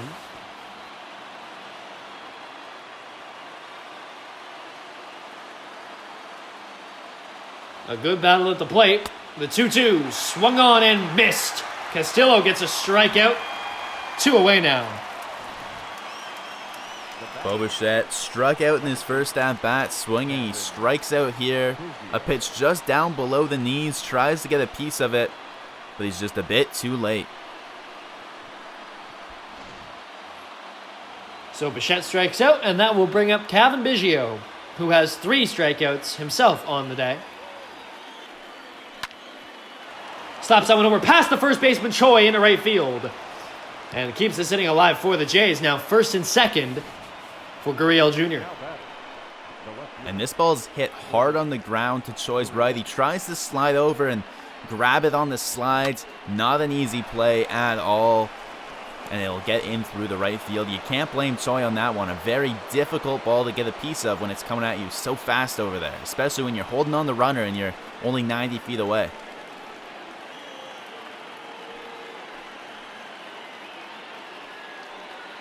So it'll be Gurriel Jr. now. 1 for 4. Flew out to center back in the 6th. And with 2 out and 2 on, he's hitting just .214 with runners in scoring position. But again, a good opportunity here for the number 2 hitter. Drills that one into left center field. Renfroe giving chase. And it's off the wall. Kiermaier fields it. Throws it in, but not before 1 run comes in, and a second one will too. So Jansen and Biggio come in to score off of a 2-run double from Gurriel Jr. Well, with 2 away, they knew that they didn't have to wait to see if it would be caught. That one, as soon as it's off the bat, they can get running, and Biggio able to come around all the way from first to score. Not the go-ahead run, but an insurance run. As now the Jays lead by 2. And they've got a chance here as they take a lead against what we've described as quite a formidable bullpen here for Tampa. And all of a sudden, the Jays bullpen going to be really tested now that they have the lead here. Grichuk looks to extend this inning. It's been a fruitful one for the Jays. Takes low. And a really good approach by Gurriel Jr. Waits for the pitch, as you were talking about Bichette's approach to the plate. Similar one for Gurriel. And a much-needed 2 RBI double from the top end of this lineup that has been rather quiet in the last few games. And still a runner in scoring position. Gurriel not all that far away, and again, he'll be going on contact. He's got a bit of speed himself, so any base hit might bring in a 3rd run this inning. 2-1, misses outside, 3-1 now. And it looked like on that play, on that double, that as it was kind of sailing past Renfroe, he almost just stopped up. Kind of thought it was going to go over the wall. He's gotten pretty used to it. There's been a number of home runs, 3 on the day for the Jays, but still, you got to finish off that play. Strike in there now, evens up the count, or gets his count full rather. Still looking to get out of this inning after allowing 2 runs. Grichuk with a fly over into left, flies it out, makes the play though, is Renfroe. So the Jays able to capitalize here, and they tack on 2 runs and take the lead as we head to the bottom of the 9th in St. Petersburg.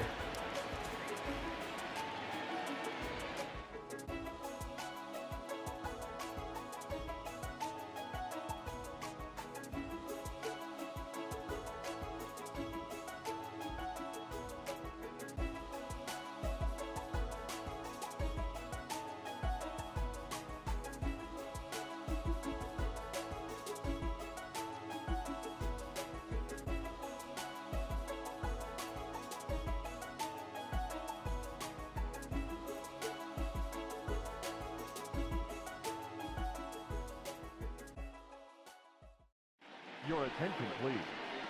Now pitching for Toronto. So with the Jays taking the lead now in the top part of this inning, we'll see the setup man, Anthony Bass. And expect to see Bass here, and expect to see Giles in the ninth if Bass can keep things quiet.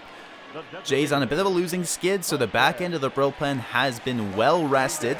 And Bass has looked good in setup here, looking to keep that going and preserve the save situation, as he's got a 2-run lead to work with.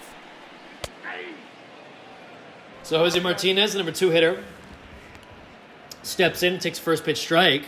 Martinez traded to the Rays back in January from St. Louis, where he had spent parts of 4 seasons.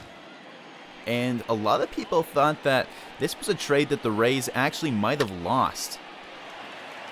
So that one's driven to the deep left field. Gurriel Jr. looks up, and it's into the seats.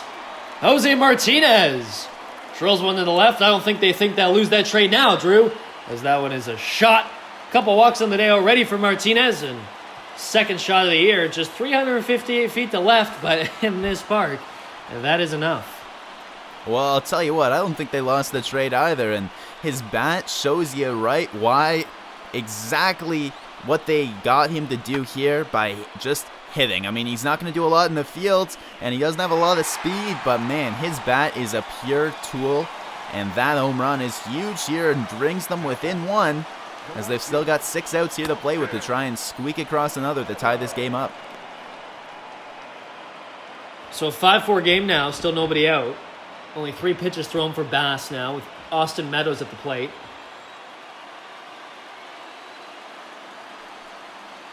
The 0-1 misses far inside there. Bass let that one get away from him.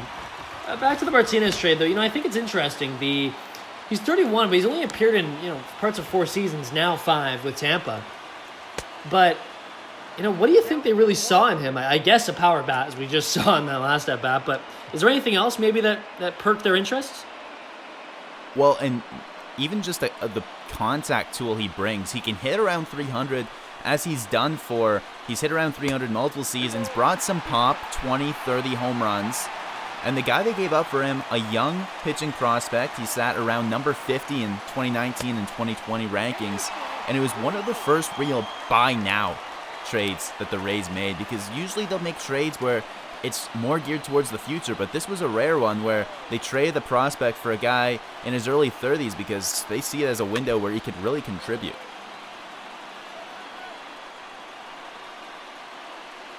So a full count to Meadows here, as he will look to build off of a good start to this inning, kicked off by Martinez.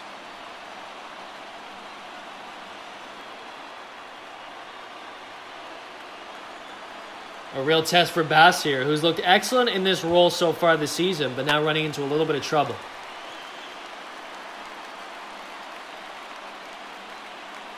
And 8 pitches this at-bat alone for the righty against the lefty Meadows. Swung on over to Vlad, playing third in the shift. A routine play, and he gets Meadows retired, so 1 away now. Nice pitch there to induce the ground ball after a lengthy battle. It takes 9 pitches to get him, but a simple grounds out that Guerrero Jr. has no problem dealing with. So now it'll be Hunter Renfroe, the hero earlier in the game with a 2-run homer. Now just represents the tying run. Meadows 1 for 4 on the day now with that ground out. And it'll be Hunter Renfroe, who 1 for 2, the 2-run shot in the 4th, which at the time put the Rays up 3-1.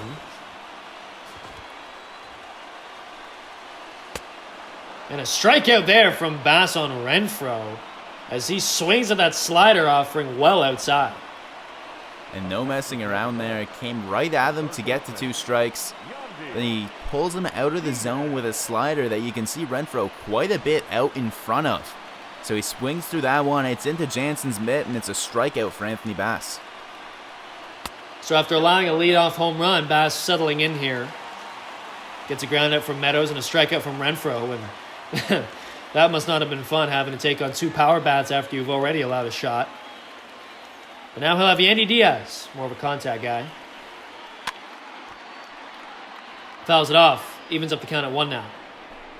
And after the home run, you can really see the value of Biggio coming around all the way from first to score, representing the insurance run that proved all ever important, as now he represents the run that's made the difference. So the pitch misses outside there. So 2-1.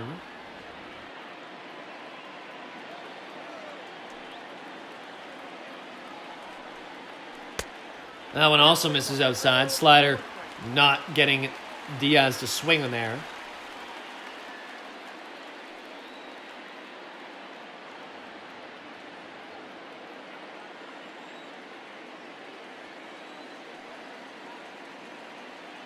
Very close game in this one as Bass is battling now with Yandy Diaz, who's in a full count. And it's been kind of a back and forth affair here. At the Rays most recently cutting the deficit to just 1. They entered this inning down 5-3. Became 5-4, but a strikeout there to Yandy Diaz. So Bass is able to retire the next 3 hitters after allowing this shot to Jose Martinez. It's 5-4 as we head to the 9th.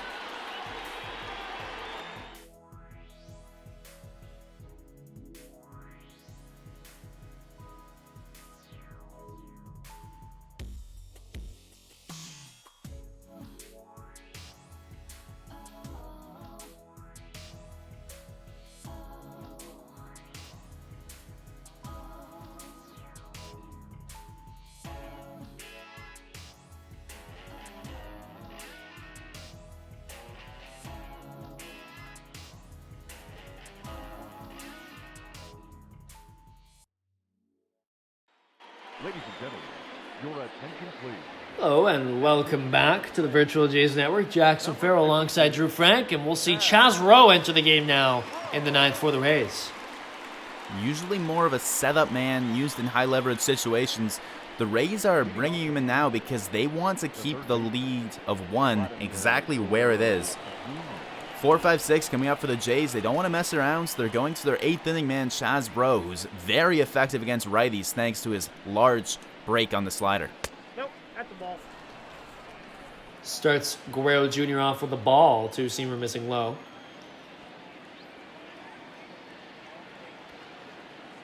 Jr. is 0 for 4 on the day with a couple strikeouts and a couple flyouts as well. 2-0. He had a really good chance back in the 7th with a runner on first and nobody on in the form of Grichuk. Unable to do anything with it as he struck out.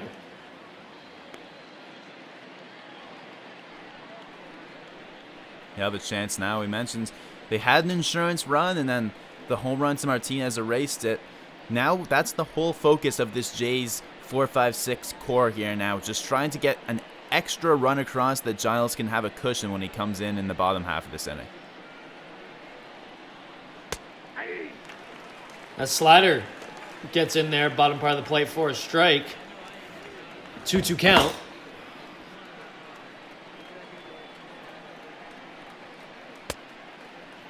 So that one misses outside. Check swing. They're going to say he didn't go, so that'll make this count full.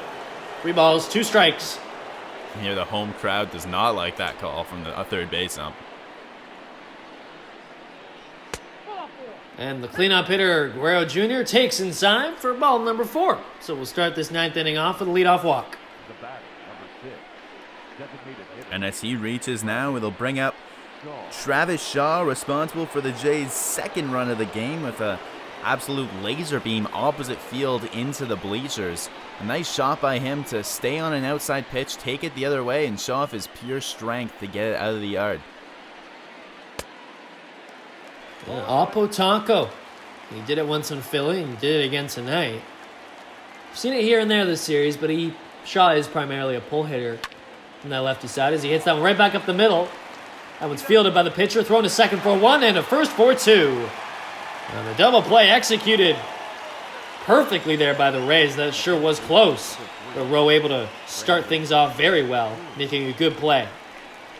Rowe, an experienced pitcher himself, been through the motions quite a bit, knows the fundamentals, and starts a beautiful double play to help himself out, erase both runners, and now he's got Drury up with 2 away.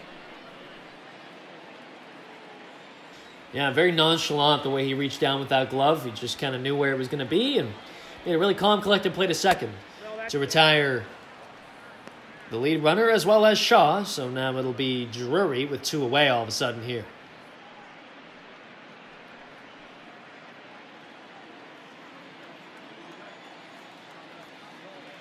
Drury 1 for 4 on the day, a single way back in the second, but 3 strikeouts since then. He's in a 2-0 count as that slider misses.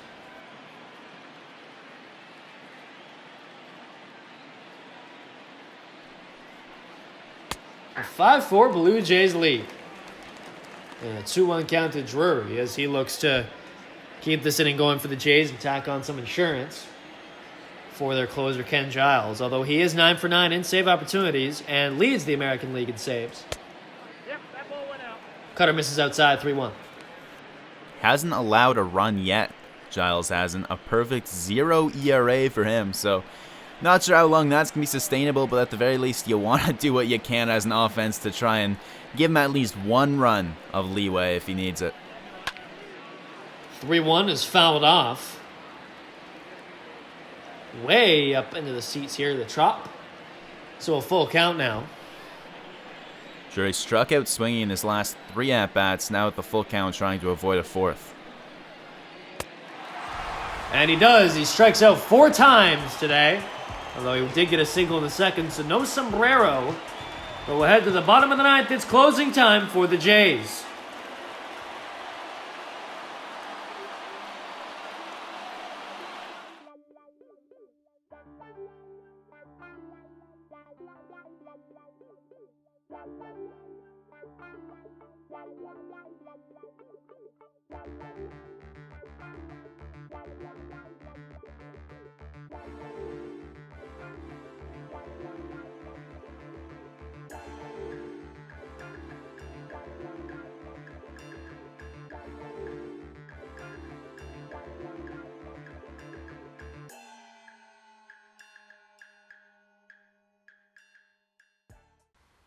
Your attention, please.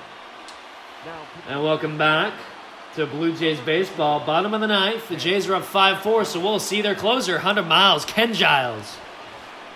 Leading the American League in saves. His 9th one came over the weekend against the Royals, where he saved 3 of the 4 games. Because of that, he was out of commission for the only save situation against the Twins on Monday.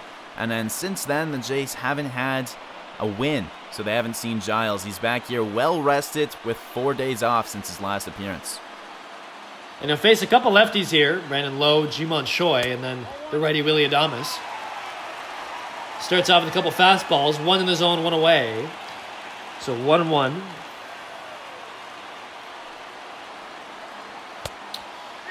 Two-seam misses inside, up there at 98. And I gotta say, Drew, so far to start this year, I think Ken Giles is one of my favorite Blue Jays to watch. He's so intense. He does such a good job with what he's paid to do. But also, his stuff, arguably the best on this entire team. And what's nice about how Giles operates is he doesn't need the full repertoire because his 2 pitches, fastball, slider, has been so effective, just the 2 of them. The 2-2 misses outside. Makes us a full count now to Lowe, who has 3 strikeouts on the day, looking to avoid 4.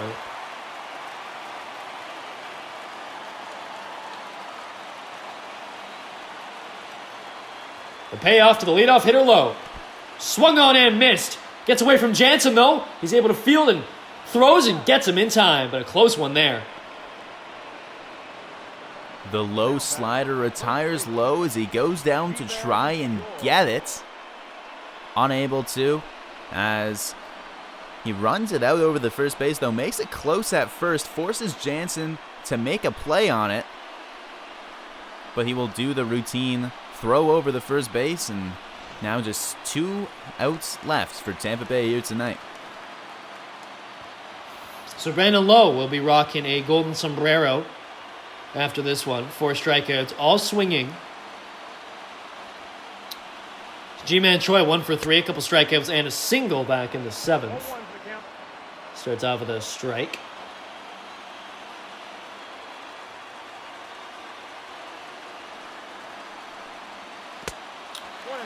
And a slider off the plate, so it's way low. Ball number 1. Giles working quickly here. Looking to continue what has been a very great start to his season. Perfect, if you will. 1 ball, 2 strikes.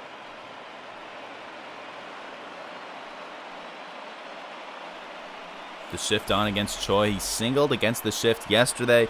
Singled against the shift earlier today. The Jays holding true to the stats. Back in again with it right now. Now 1-2, swung on there and missed from Choi. So back-to-back strikeouts in the 9th here for Giles, both of them swinging. Tell you what, you don't need a shift if the ball's not even put in play. Attacks him right in on the inner half of the plate with the fastball, challenges him, and Choi unable to do anything with that one, unable to keep up with it as the heat blows right by him, and now 2 away. So Willie Adames, the shortstop, steps in, takes a first pitch strike. He represents the final out for the Rays. 1 for 7 on the series. 0 for 3 on the day. Giles' fastball really working. He's just throwing it in the zone and challenging hitters, at least the last 2. And now he's got a righty, so that slider becomes even more effective.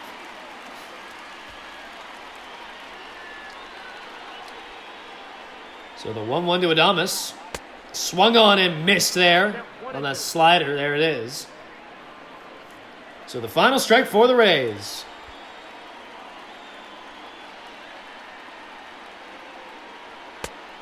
Missing inside. Evens up the count at 2 now. You can see on that second last pitch, he really fooled him with the slider. He pulled the string. He was set up for the fastball, and slider completely fooled him. 10 saves on the year for Ken Giles, and he strikes out the side. And the Blue Jays snap a 3-game losing streak and take this one. They'll advance to 13-8 on the season. And we'll see the rubber match tomorrow here. A really good hitting display from the Jays. Well, they finally broke through after they chased Snell after only 4 innings of work. It was a big double late in the game by Lourdes Gurriel Jr. that delivered the Blue Jays this win, broke them off of that 3-game losing streak, and now will set them up with the potential to take the series tomorrow in the rubber match tomorrow against Charlie Morton. So Wilmer Font picks up the win, while Diego Castillo surrenders the loss. And, a really good team win, I think, from the Jays in this one.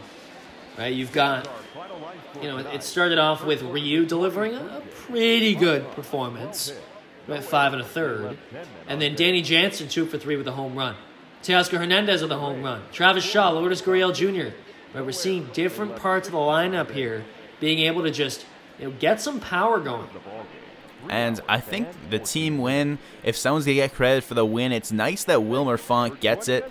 He deserves it, I'd say. With the inning and 2/3 scoreless pitch today, that's 8 scoreless innings so far from Wilmer Font, out of the pen, in relief, in whatever situation Montoya wants to put him in, spread across 3 separate outings.